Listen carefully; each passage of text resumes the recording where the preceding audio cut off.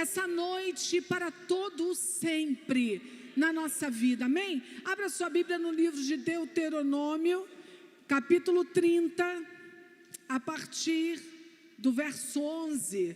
O louvor pode sentar, amém? Glórias a Deus. Deuteronômio, capítulo 30, a partir do verso 11. Graças a Deus.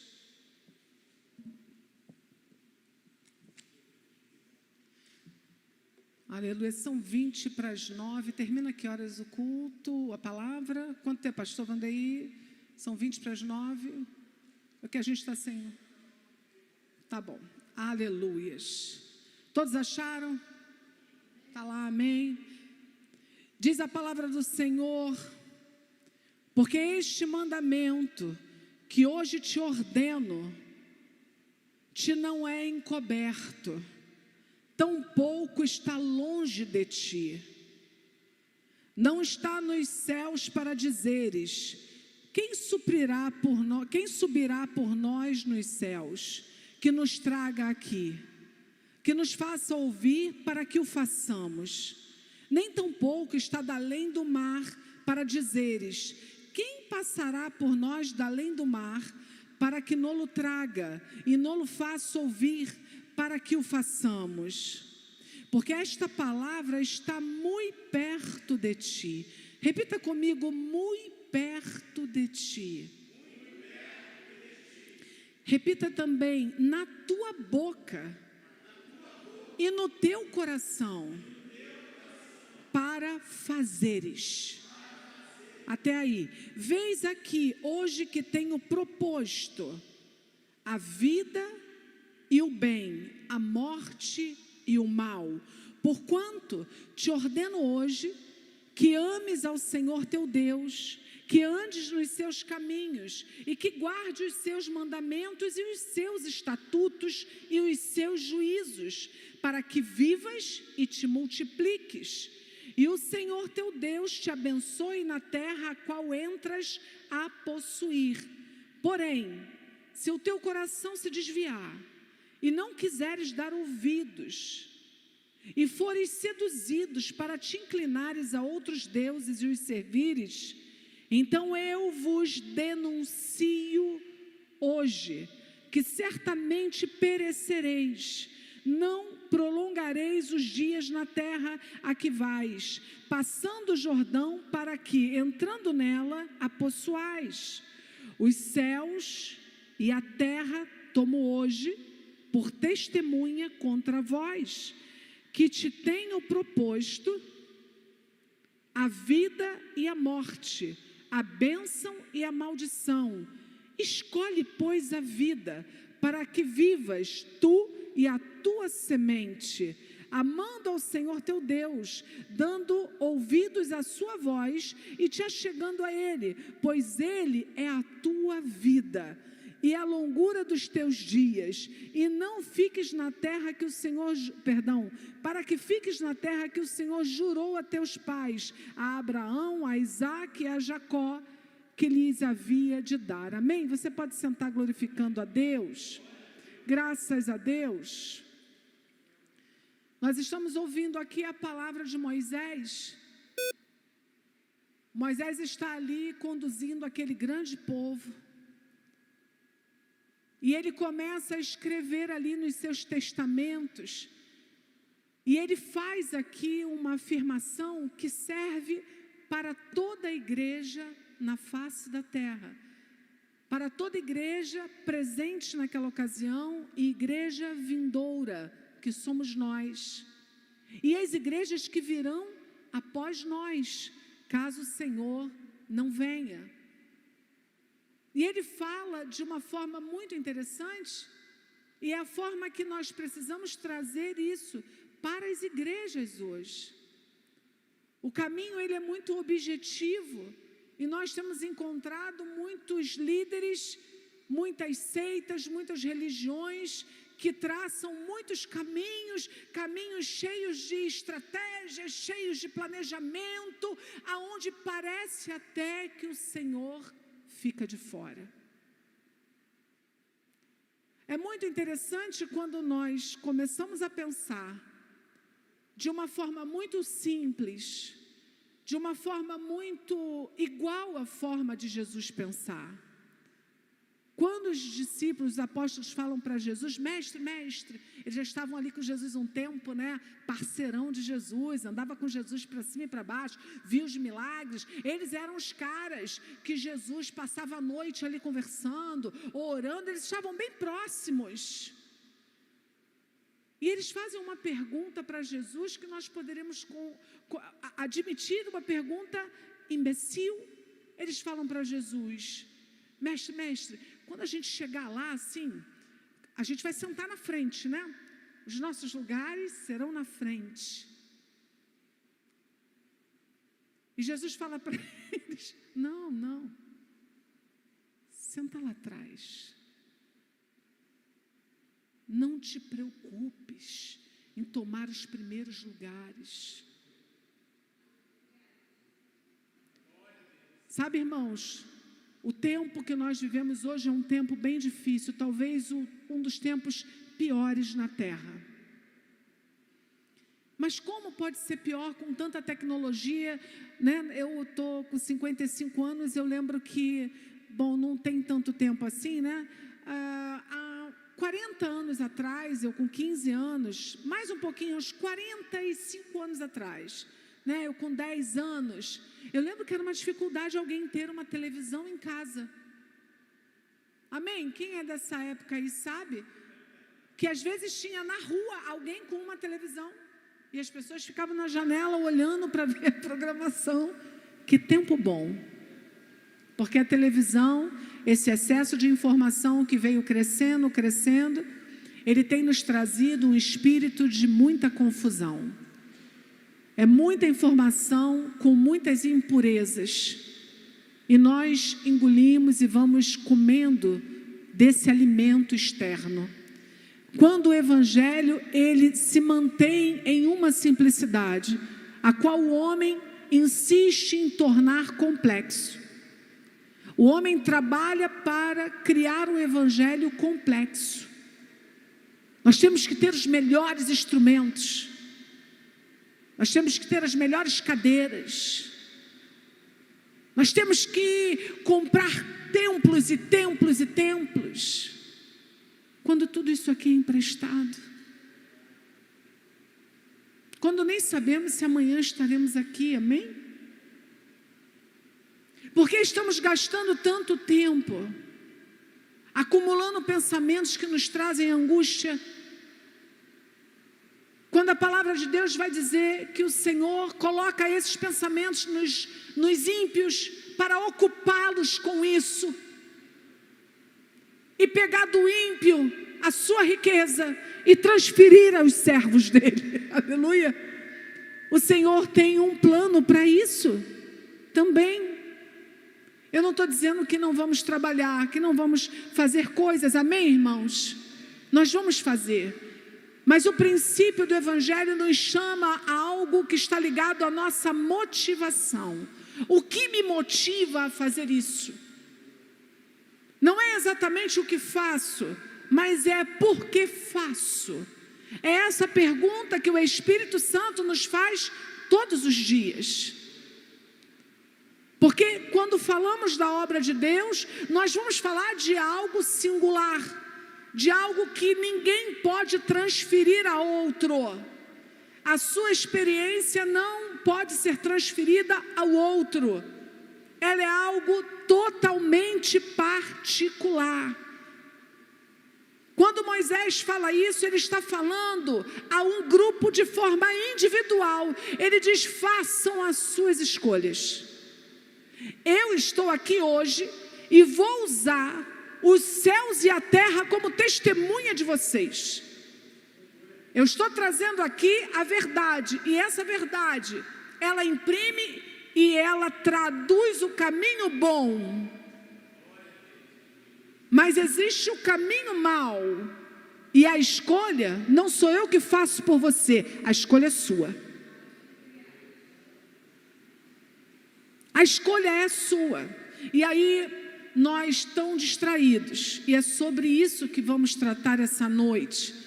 A nossa distração, ela tem sido tão grande, porque o tempo está acelerado, está mesmo, está de uma forma que a gente não tem mais controle. Eu não sei se isso está acontecendo só comigo, ou com os irmãos também. Eu passei, uma coisa que eu não fazia, acordar cedo. Eu passei a acordar cedo, pedir a Deus, Senhor, modifica o meu relógio biológico, porque eu sempre gostei de acordar tarde. Não, acordava por causa do trabalho, mas se eu não tivesse que trabalhar, eu acordava tarde. E eu comecei a pedir a Deus, muda isso, porque eu preciso fazer coisas. O que eu tenho para fazer não cabe nas horas que o dia. Aí você vai abrindo mão, você abre mão do devocional, você abre mão de um tempo maior de oração. A primeira coisa que você abre mão são das coisas de Deus, porque Deus não está em pé ali visivelmente na sala da sua casa, dizendo assim, olha, ao devocional primeiro, antes de fazer tudo. Essa tem sido uma luta constante para mim, conseguir construir um devocional assim, bacana. Ah, mas eu oro o dia todo. Você não faz mais do que a sua obrigação. Isso está, o reino de Deus, ele está colocado, depositado em mim e em você. A presença do Espírito Santo, ela habita em você. Portanto, se você ora o dia todo, Senhor, eu vou até lá, vai comigo. Ai, Jesus, muito obrigado por esse alimento. Ai, Senhor, agora eu vou entrar nessa reunião. Senhor, fala por mim. Você não está fazendo nada demais. Isso demonstra a sua convivência com a pessoa do Espírito Santo. Mas você ter e criar a responsabilidade de um devocional não tem a ver com o Espírito Santo. Tem a ver com essa obra que nós cantamos, que Deus precisa realizar em mim e em você. Isso é intransferível. Mas estamos como alguém que se alimenta no McDonald's. Bom, eu trabalho de carro, então eu boto lá os louvores. Ah, eu estou o dia todo na presença de Deus porque eu estou com o louvor ligado. Ah, eu estou lá, eu estou ouvindo pregação, eu vou ouvindo pregação. Mas a orientação da palavra é que meditemos dia e noite sobre a palavra do Senhor. E não é a Bíblia inteira, é sobre algo, é sobre uma porção que Ele te entrega naquele dia. E a meditação é sobre aquilo. É claro que vamos ouvir pregações, amém? Eu sou adepta disso, eu vou fazer comida, eu estou em casa, não estou trabalhando, eu ligo lá e também extremamente seletivo, porque não gosto de palhaçada. O Evangelho está para além dessas coisas que temos visto. O Evangelho não precisa de ajuda. Segunda-feira eu preguei num congresso, eu estava lá o dia todo, eu era a última preletora, e aí, o dia inteiro, uma música tocando, para todo mundo pregar.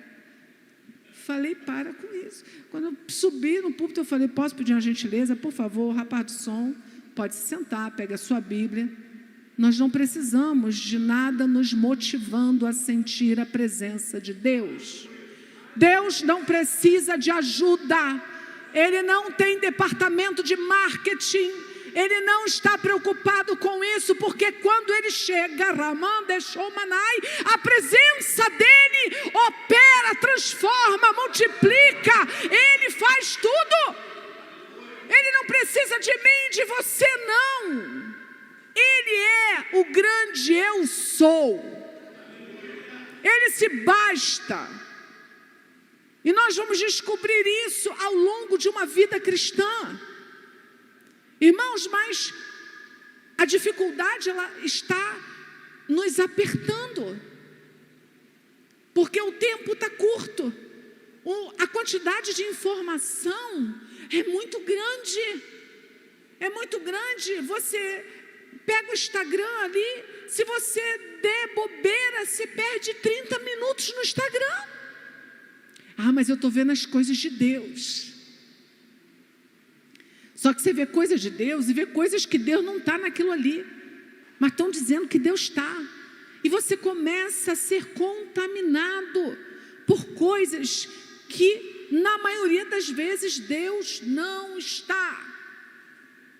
Nós precisamos, e eu oro a Deus, que Deus levante pregadores que usem o Instagram, que usem canais como esse, que tragam uma verdade pura, genuína, sem enfeite, sabe, porque você vê 300 ali falando no Instagram, de 300 você tira 1, 2, que você ouve e fala, Deus está nesse negócio.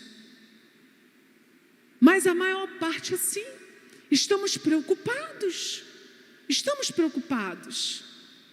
em preparar algo para Deus que Ele não pediu. Deus, Ele não pediu, irmãos. Deus, Ele nunca te pediu para fazer nada disso. Observe como a contaminação, ela acontece no nosso meio. Parece que as pessoas vão atrás de homens e não de Deus. Quando o Senhor, Ele faz uma pergunta clara, olha, existe um caminho, o caminho é Cristo, esses mandamentos estão aqui, e Ele ainda diz assim, olha, e esses mandamentos estão bem perto de vocês. Esses mandamentos chegaram até vocês, porque foi pago um alto preço para que isso chegasse até nós. Jesus pagou um preço de sangue, e o Evangelho foi multiplicado na terra até os dias de hoje. Algo que não foi apagado, não pode ser modificado, não pode ser alterado. Algo que Deus, com a sua própria mão, vem sustentando e mantendo a mesma palavra. Essa palavra está disponível para mim e para você. O problema é que todos os dias, todas as horas, nós fazemos escolhas. E é sobre essas escolhas que Moisés está falando. Sempre está diante de nós o caminho bom e o caminho ruim. Sempre. Sempre. Até para você decidir ir à casa de um amigo. Se esse amigo não é um amigo que você pode estar do lado, porque vai te levar a um caminho de derrota, você terá que fazer uma escolha entre essa amizade e manter a sua amizade com Cristo. Se você está dentro da sua casa e você acorda de manhã e você já se aborrece com o seu esposo, você precisa naquele momento tomar uma decisão. Ou eu vou seguir aqui, e isso vai virar uma grande discussão e a gente vai se aborrecer. Ou eu vou me calar e optar pelo caminho que me diz a palavra, de ceder. A gente sofre. Hoje pela manhã a gente falava isso. Quem tem temperamento, sofre. E eu vou te falar que é um sofrimento grande. Quem tem temperamento forte sabe disso. Você calar a boca quando você sabe que você está certo. E é aí que entra o individual, é aí que entra a singularidade, é aí que Deus está tratando com você. Virar um clube de encontro, tá cheiroso. E para você aqui dentro, para fora, aleluia. E me aborreci, uma hora se aborrece, não? E aí eu fiquei com raiva, mas aí eu tinha diante de mim 2 caminhos, ou eu para um nem para outro. Eu fiquei no meio do caminho e eu fiz assim, glória a Deus, glória a Deus, com ódio. Aí meu sobrinho de lá do sofá falou assim para mim, tia. Aí eu, oi, ele disse, Deus entende deboche, tá? Eu, por que era um deboche? Irmãos, a gente está rindo disso, mas isso acontece com o crente. E aí o que acontece? Isso deflagra em nós uma guerra que está acontecendo aqui. Quando é que conseguiremos ser ofendidos e dar um glória a Deus como Paulo dava? Eu me regozijo nas minhas aflições. Há uma distância, entende que você está percorrendo uma distância. entre aquilo que é, aonde está ali o Rocha e eu estou aqui, daqui para lá eu vou ter que percorrer um caminho para chegar naquele objetivo. Então, eu começo o caminho brigando, se fosse há uns anos atrás com Alex. Aí eu começo a caminhar com Jesus, aqui eu brigo menos, falo menos, ofendo menos na discussão, porque agora eu sou crente. Passa mais uns anos e Jesus está trabalhando. E aí eu chego ao ponto de não falar mais, eu me calo. Engulo o que eu queria fazer e me calo. E aí agora eu ando mais um pouquinho, agora eu não só me calo, mas eu dou glórias a Deus, mas dou com raiva. Então eu estou nesse ponto aqui, irmãos, andei mais um pouquinho, mas eu ainda não cheguei aqui. De dar um glória a Deus feliz. Oh, que delícia, Alex, né? Não, ainda não é verdadeiro isso, né? Mas eu quero dizer para você que eu já estou aqui, ó. Eu quero dizer que você já está chegando aqui. Eu não estou aqui, mas eu já cheguei aqui. E isso é ganho na presença de Deus. Quando você vai acompanhando e dando atenção àquilo e à obra que Deus está fazendo na sua vida. O problema é que você quer ver a obra que Deus está fazendo na vida do Rocha. Você quer ver a obra que Deus está fazendo na vida do Alex, na vida da Ju. A gente quer olhar a obra na vida do outro. E quando você olha para o outro, você esquece de você. A igreja teria um ambiente de milagres. Porque quando nós olhamos a igreja primitiva, você não vai encontrar a igreja primitiva preocupada com banco. Você não vai encontrar a igreja primitiva preocupada em quem seria quem ali, não. A igreja primitiva foram pessoas como nós, que receberam a mensagem do Evangelho, entregaram as suas vidas a Jesus e deram as costas para tudo o que dizia respeito a esse mundo e congregaram. Era um ambiente de milagres. Era um ambiente que não precisava de campanha para que Deus enviasse novos membros. Era simplesmente o Espírito de Deus fazendo o trabalho que Ele veio para fazer. Essa multiplicação acontece através do Espírito Santo de Deus. Quando nós falamos, como o culto de hoje, uma família para prosperar, não é você ganhar a casa própria. A maior prosperidade é quando você vê a sua casa servir a Deus. Quando nós conseguimos entender isso. E a coisa está tão séria, irmãos. A coisa está tão esquisita. E eu estou falando para vocês, eu estou falando para mim primeiramente. A gente vai olhando alguns exemplos, né? Porque ele vai falar de exemplo. Ele vai dizer, você vai se converter, você vai ser liberto, você vai seguir os estatutos de Deus e você vai multiplicar. O que ele diz com isso? Multiplicar. A multiplicação, ela vem através do testemunho. É alguém que olha para você e diz, eu quero o que você tem. Está acontecendo tudo isso, esse cara está assim. E são pessoas assim que vão mudando o nosso status cristão. A vida do nosso homem interior que ninguém conhece. Ninguém sabe quem é você. E quer que eu te diga mais? Nem você sabe quem você é. Porque a Bíblia vai nos dizer que através das provações, o Senhor ele vai revelar a você, não a ele porque ele te conhece, ele vai revelar a você quem você é. A provação é para isso, é para você saber quem você é. Não é para o outro não é castigo de Deus, não é nada disso. É para você saber quem você é. E eu vou te falar que, assim, na minha caminhada aí de 32 anos de Evangelho, irmão, não são 3 anos, são 32 anos. Eu já vi muita coisa. E eu vou te dizer que eu posso destacar apenas 3 servos de Deus, que eu falei, tem um testemunho genuíno, conforme essa palavra. Eu vou falar de um, eu trabalhava numa empresa muito grande, terminal de contêineres, então um lugar muito árido, aqueles pátios enormes, com aquelas máquinas grandes, né, empilhadeiras, é um ambiente, o pastor Vandeir entende, né, é um ambiente assim que você olha e não vê o final do pátio.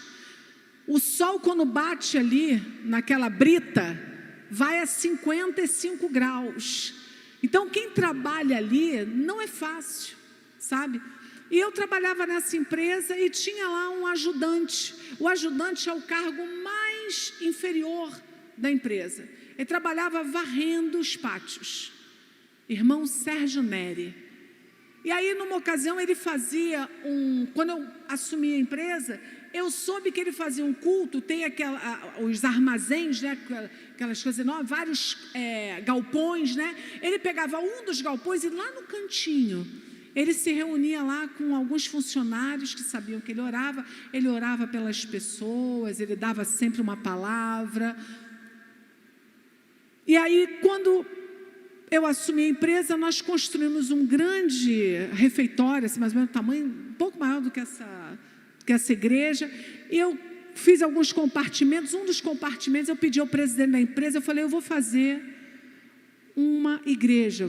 E ele era espírita, né? A mulher dele macumbeira. Falei, eu vou fazer uma igreja. Ele falou, vai lá, faz. Falei, amém. Pastor Glaucio chegou a ir pregar lá. E aí fizemos uma igreja, botei um púlpito como esse, tapetinho vermelho, e a obra era feita ali, e eu falei para o irmão Sérgio Neri que fosse ali, né, o dirigente ali junto comigo. Então, na hora do almoço, eu descia, ministrava uma palavra, os funcionários que eram cristãos participavam do culto ali, e sentava alguém de terno e o outro do lado. Aquilo era igreja. Sentava alguém de terno, não tinha lugar certo, tá? Mas sentava um de terno e sentava o outro do lado com um macacão fedendo a CC, todo sujo de graxa da oficina, e todo mundo se abraçava. E o culto acontecia ali. Esse homem era um homem de um testemunho assim, a ponto do dono da empresa entrava nos pátios de carro, se ele visse o Sérgio Neri varrendo, ele parava o carro para cumprimentar o seu Sérgio Neri, para você ver o respeito que esse homem tinha, calado. Ele não oferecia um banco luxuoso para sentar dentro da empresa. Ele não fazia nada disso. Ele simplesmente entregava o que ele tinha, a palavra de Deus. E o testemunho dele multiplicava.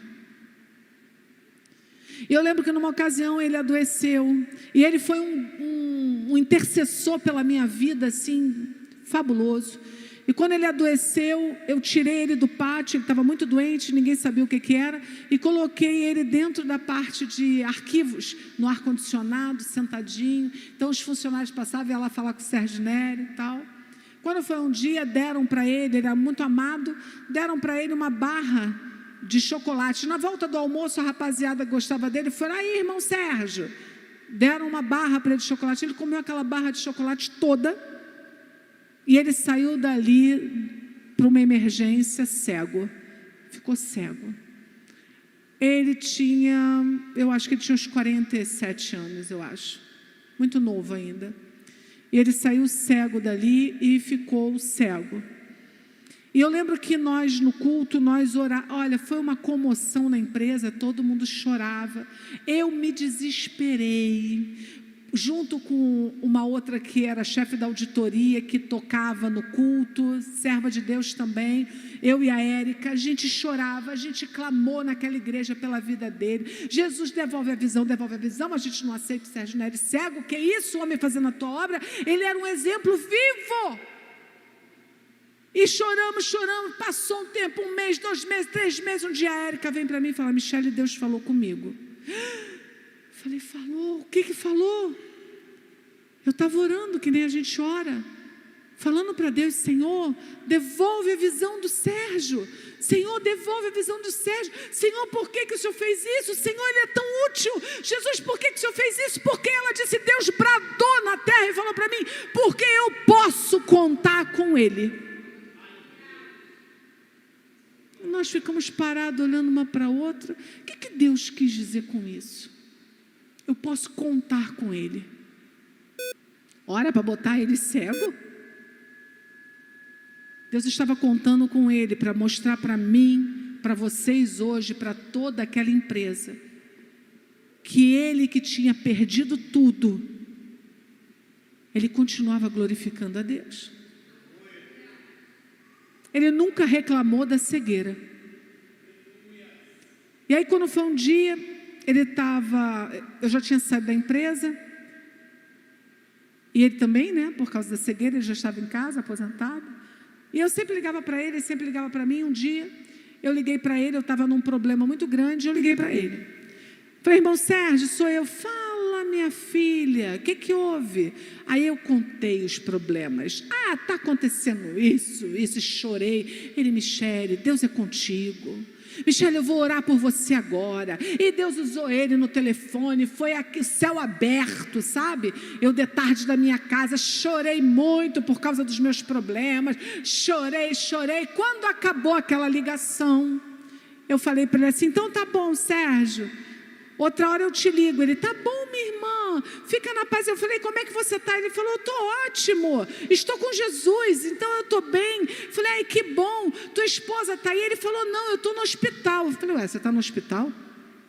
O que houve contigo que você está no hospital? Não, é porque eu tive que amputar 2 dedos.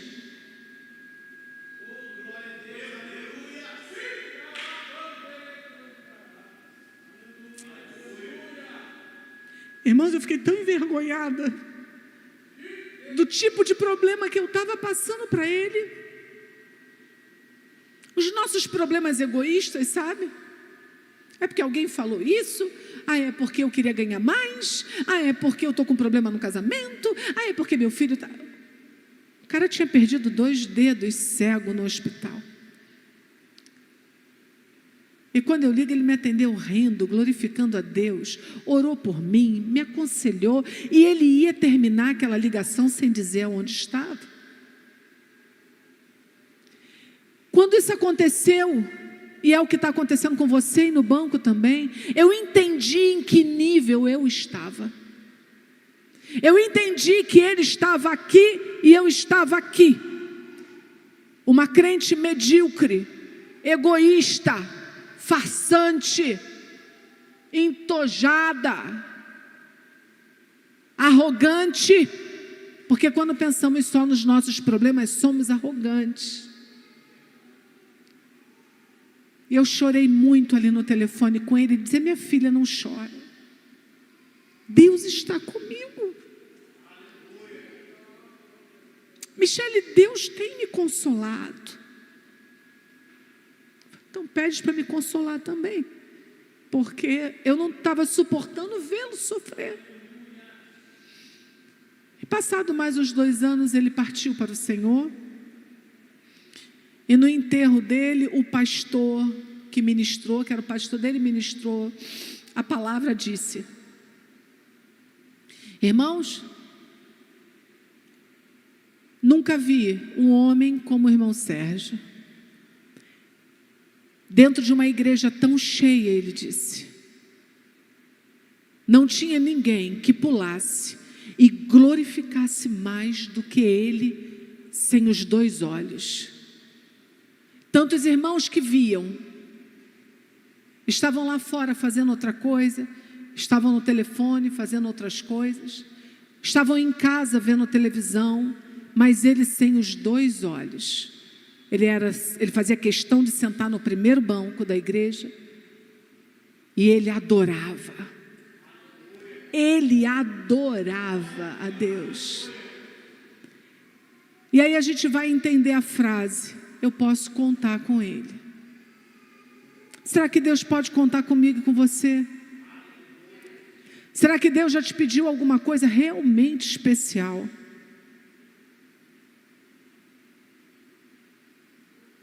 nossa vida cristã, nós temos que tomar muito cuidado para que ela não se torne medíocre, para que a gente não venha fazer parte de um clube de entretenimento, para que a gente não esteja preocupado em ocupar pessoas ao invés de salvá-las, para que a gente não esteja preocupado em fazer discursos engraçados, quando precisamos de uma palavra rema, uma palavra que diga arrependei-vos. Arrependei-vos, rapidamente arrependei-vos. Ninguém fazia convite para o deserto, mas João estava lá. Não tinha obreiro para receber ninguém na porta do deserto, mas João estava lá. Não tinha ninguém para anotar o nome, ninguém para trazer uma balinha, um refresco no deserto, não tinha uma palavra simpática a que se acomodasse. Existia apenas a palavra: arrependei-vos, é chegado o reino de Deus. Arrependei-vos, é chegado o reino de Deus. E o reino de Deus pode chegar para mim e para você ainda hoje, amanhã, a qualquer momento. Não podemos nos distrair, a hora que Jesus voltar, não voltou até hoje, está demorando, mas Ele pode voltar para você hoje. E você vai ter que ouvir o que esse povo ouviu de Moisés. Olha, a palavra estava bem perto de você. A palavra estava na tua boca, Moisés diz. Mas você não viveu essa palavra. Você viveu o que o teu ventre quis viver. A minha mãe dizia uma coisa muito interessante. Ela dizia: minha filha, tudo é emprestado. Tua casa é emprestada, teu carro é emprestado, teu marido é emprestado, tua filha é emprestada, tua roupa é emprestada, tudo, os dons, tudo é emprestado, tudo é dele. Tudo é dele. E virá sobre você uma grande paz. E eu tenho pedido a Deus essa paz, pedindo que Deus gere em mim um desinteresse por tudo que tem nessa vida, porque não levaremos nada daqui. Durante muitos anos me preocupei com carreira, com formação acadêmica. Eu vou te dizer agora que essas coisas me serviram muito pouco, diante do que eu vejo, a grandeza do que é alguém com uma vida espiritual como de um Sérgio Nery. Porque vai chegar o último dia para mim, irmãos, como vai chegar para você? Alex estava rindo de mim hoje, que eu estou há 3 dias falando do tal do Rina, né? Do Bola de Neve. Não sei se vocês estão acompanhando aí na internet, né? Que ele faleceu. Mas eu nem conhecia ele, tá, irmãos? Nunca ouvi falar nem dele. Eu ouvi falar agora, quando ele morreu, tem 2, 3 dias. Mas por que eu estou tão impactada com isso? Porque eu fui ver a história dele, e aí, quando você olha a história, você vai ver que era um jovenzinho, surfista, maconheiro, que entregou a sua vida para Jesus. Deus fez uma obra na vida daquele jovem. O cara morreu agora com 52 anos, com 550 igrejas espalhadas no mundo. Nós não podemos tratar esse exemplo como qualquer um. Havia algo de especial na vida desse jovem. Ninguém levanta o ministério dessa forma. Há uma dificuldade. Hoje nós estamos numa igreja que tem 26 anos. E tem 27 anos, e tem essa igreja. Imagina, nos mesmos 27 anos, 550 igrejas. Quem era esse Rinaldo para Deus? Era alguém que Deus confiou. Amém, irmãos? Ele era um crente, hein? Só que quando você olha para a história dele, de 3 meses para cá, 3 meses, uma história de 30 anos, em 3 meses, teve um escândalo na igreja dele com aquele Rodolfo Abrantes. Na sequência veio um escândalo dele com a esposa, de brigarem. Ela botou uma medida protetiva contra ele, e ele estava afastado dos púlpitos nos últimos 2 meses. e o cara morre. A palavra de Deus vai nos dizer em Eclesiastes que melhor é o fim das coisas do que o princípio, o início delas. Eu não estou dizendo com isso que o nosso irmão Rina esteja no inferno, eu não estou dizendo isso. Mas eu estou dizendo para você que ele tinha uma história gigantesca. E o final dele, vamos considerar que foi um final triste. Triste não pela morte, porque qualquer um pode morrer a qualquer momento. A morte é apenas uma desculpa, o acidente. Mas com uma mancha enorme, afastado dos púlpitos. Depois de abrir 550 igrejas. E aí eu digo, quem somos nós na fila do pão? Como é que está o seu ministério? Para que caminho ele está indo? Como será o seu fim e o meu? Temos que pensar que temos que escolher um caminho que é um caminho de paz, é o caminho da palavra.